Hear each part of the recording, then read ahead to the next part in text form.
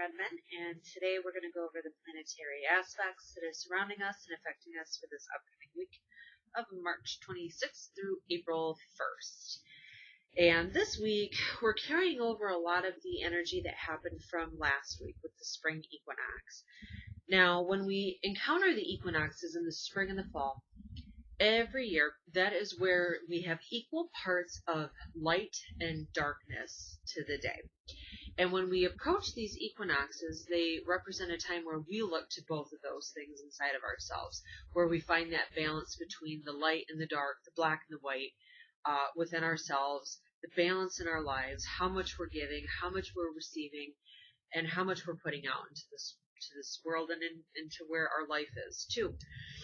But this is an especially important equinox, the spring equinox, because that also represents when the sun moves into the astrological sign of Aries, the very first sign of the zodiac. And when it does that, it starts the new astrological year. So where we are now is that first steps into the beginning of the new year in the world of astrology. And this year, as an 11 year in numerology, it represents manifesting whatever our desires are. This year, we can manifest a little bit stronger than any other year what it is we do want in our life. The past couple of years have brought a lot of chaos and new beginnings and changes, a lot of which were thrown upon us because the thing is we get stuck in these comfort zones and we won't make the changes necessary in our lives for where our soul is now. Unless we're thrown into it sometimes, right? When we have no choice in the matter, we just have to rebuild and gather up the pieces. That's when we shine at our brightest. And the universe is aware of that. And sometimes it has to push these events on us to get us to those places. Now we go into this new astrological year where the main focus is on building, repairing. It's about creating stability in our lives from where the past couple of years have created change and chaos in some sorts. But all of it, what it's doing is molding us and fitting us into where our soul is intended to be now. The Earth's vibration is raising and it needs us all to be operating at our best. We need to be doing what our soul is here to do. And the past couple of years have really brought that to the surface. Where am I? Who am I? And what am I doing? Well, by golly, here we go into this new equinox, the new year. And it is asking that as well. But it's also asking us to heal the wounds related to that process of finding out, who am I? That's our ego talking when it says, well, this is what's best for me, and who am I, and what am I here to do? That's what we wrap into our identity, known as our ego. Now, in the process of finding that, however, we can encounter a lot of pain. We can encounter a lot of struggles. We can encounter a lot of dings to our self-esteem, because that process of getting to know who we are forces us to be uncomfortable. It forces us to realize things about ourselves that we don't want to realize. And it's a difficult process. But now this is a year where we have better clarity of who we are. But now it's a matter of changing things in our environment to fit that, who we are. Is it a new job? Is it a new relationship? Is it a new way of dealing with these things? Fixing these cycles of the past and attitudes of the past and ways of operating in the past to fit you better for who you are truly deep inside. And that's what happens as the sun moves through Aries. It removes that facade, removes that mask, and it reveals the true inner person within. And this year is going to be about rebuilding on stronger, solid ground with greater confidence and self-esteem in the self. And here we go into this cycle now where we are, and we have been over the past several months especially, where we're being forced to look at the limitations in our lives, where we have been held back, where we haven't been to be able our true authentic self. And this week especially, we have the sun in Aries, right? The sun in Aries is the one that is that ego. It's the one that says, this is who I am. This is what I'm here to do. And I will fearlessly do this. That's what the sun in Aries says. I want new things. I want a new cycle. I want to hit this reset button. The sun in Aries is. This week it's squaring up against Saturn. Saturn is those foundations under us. Saturn is the planet of karma and lessons. It teaches us lots of things. We end up getting something great out of it once we do the hard work that Saturn puts us through, and we learn the lessons that Saturn is trying to teach. But is that sun of, this is who I am, and this is what I want it now, in Aries. When it squares up against that rule-abiding Saturn, and the one that teaches us the lessons, we're forced to look at where we are limited. We're forced to look at the lessons that we have to really learn and we have to really swallow. It's that big pill we've got to swallow when these two guys face up. So this week we may be a little bit more aware of our responsibilities and how they're changing, especially if it's something where you want to take on a new job that fits your soul better and makes you happy, but it's less money, okay? Then you're being forced to look at how you have to change your self-discipline with money and how to handle it. Maybe it's something where you have to be knocked down a couple of pegs with the new job and see, I am more of a subordinate instead of having to be the one in control. There's all these lessons that this week I think the universe is going to show us. This is where the blocks are in this path of his success. Because you've got that sun in Aries of, this is what I want, and this is the change, this is the reset button I want to hit, and these are the new beginnings I want. That's behind it, regardless, okay? But sometimes we have to really face those blocks head on. Not just that, but it also helps us see those cracks in the foundation as well that the past couple of years have dinged up. And those dings to our self-esteem, those things that we really are ready to see some major change happening. And this week, at the end of the week here, we go into the Libra full moon. Now, when we have a full moon, we have the moon in one sign, the opposing sign to where the sun is at in the sky. As we know, the sun is in Aries now. It just moved into that last week, really pushing us to find new ground, pushing us to be the true authentic self. Okay? But then on its polar opposite side is Libra.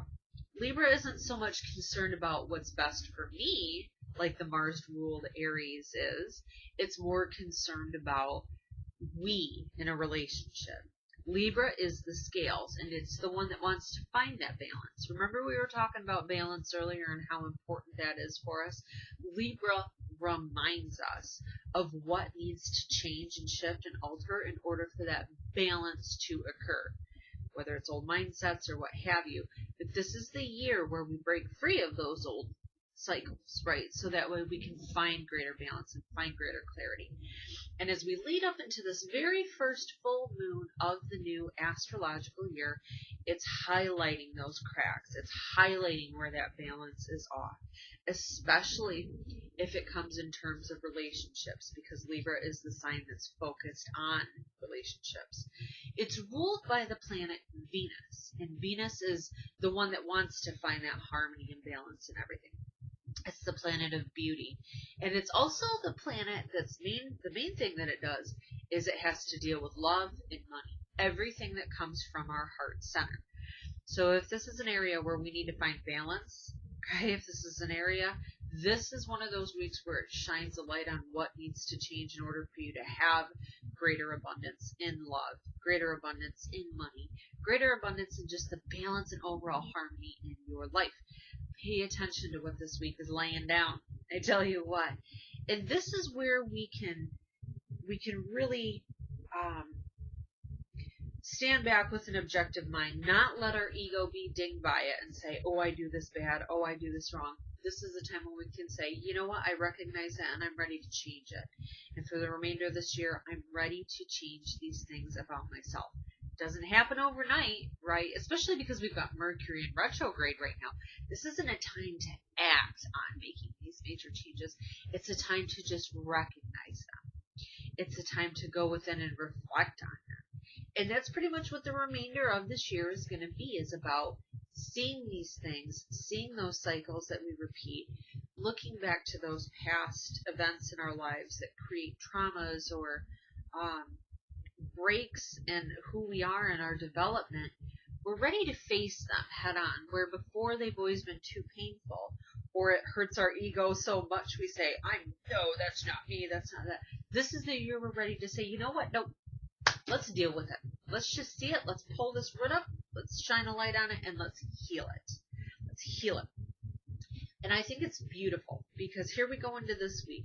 Not only do we have this full moon that happens on Saturday, really reminding us of where these cycles end and where we really need to begin. It shows us where we have the courage to do it.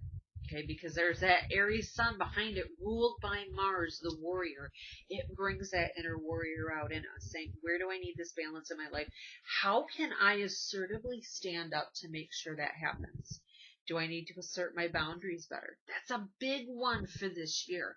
Realizing where our boundaries are weak or where our boundaries are too tall, and where we are allowing others to really control and manipulate ourselves and our lives. But also where we may not have that control within ourselves to set those limits. And we become a victim of life, I suppose you can say.